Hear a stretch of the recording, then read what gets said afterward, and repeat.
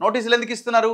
అడుగుతాడు వాళ్ళని, మీరు పార్టీ మారినరా లేదా, మీ మీద ఇట్లా కంప్లైంట్ వచ్చింది, మీ మీద ఇట్లా నోటీస్ వచ్చింది, మేము పార్టీ మారలేదు, మేము బీఆర్ఎస్లోనే ఉన్నాం అంటే వాళ్ళని అనర్హత వేటు వేయకుండా వీళ్ళు ఇచ్చినటువంటి పిటిషన్లు తిరస్కరించే అవకాశం ఉంది. ఇందులో దాదాపుగా 10 మందిలో 9 మంది ఇదే ఆన్సర్ చెప్పే అవకాశం ఉందని నాకు అనిపిస్తున్నది.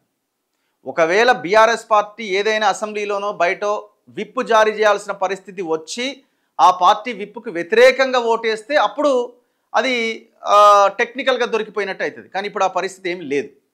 సో కాబట్టి ఇప్పుడు ఎవరైతే పార్టీ జంప్ అయ్యారో ఆ జంప్ అయిన వాళ్ళలో 9 మంది, మేము ఒక ఆయన ఆల్రెడీ జాతీయ జెండా కప్పుకున్నాను ఒక ఆయన అన్నాడు, దేవుని కండువా కప్పుకున్నాను ఒక ఆయన అన్నాడు, అరకపూడి గాంధీ. సో ఇటువంటి నేపథ్యంలో వాళ్ళు ఆల్రెడీ సుప్రీంకోర్టులో కూడా అఫిడవిట్ వేసింది, మేము పార్టీ మారలేదు అది ఇదని. గద్వాల కృష్ణమోహన్ రెడ్డి అయితే ఆ బయట కేటీఆర్తో ఉన్న ఫ్లెక్సీలు ఫోటోలు తీసి సుప్రీంకోర్టు అఫిడవిట్లో పెట్టిండు, మేము పార్టీ మారలే అని. ఎందుకు?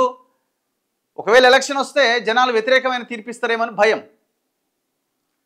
సో కాబట్టి 9 మంది మేము పార్టీ మారలేదు అని చెప్పే అవకాశాలే కనబడుతున్నాయి. ఒకే ఒక్కడు అడ్డంగా దొరికిపోయింది, ఒక్కడే దానం నాగేందర్. ఎందుకు? ఆయన బీఆర్ఎస్ నుంచి గెలిచి బీఆర్ఎస్ ఎమ్మెల్యేగా ఉంటూ కాంగ్రెస్ పార్టీ బీఫామ్ మీద సికింద్రాబాద్ ఎంపీగా పోటీ చేసిండు. సో కాబట్టి ఇక్కడ టెక్నికల్గా దొరికిపోయినట్టే. కాబట్టి నేను అనుకోవడం, స్పీకర్ త్వరితగతిన నిర్ణయం తీసుకుంటే జూబ్లీహిల్స్ ఎలక్షన్తో పాటే ఖైరతాబాద్ బై ఎలక్షన్ కూడా వచ్చే అవకాశం ఉన్నది. ఇగో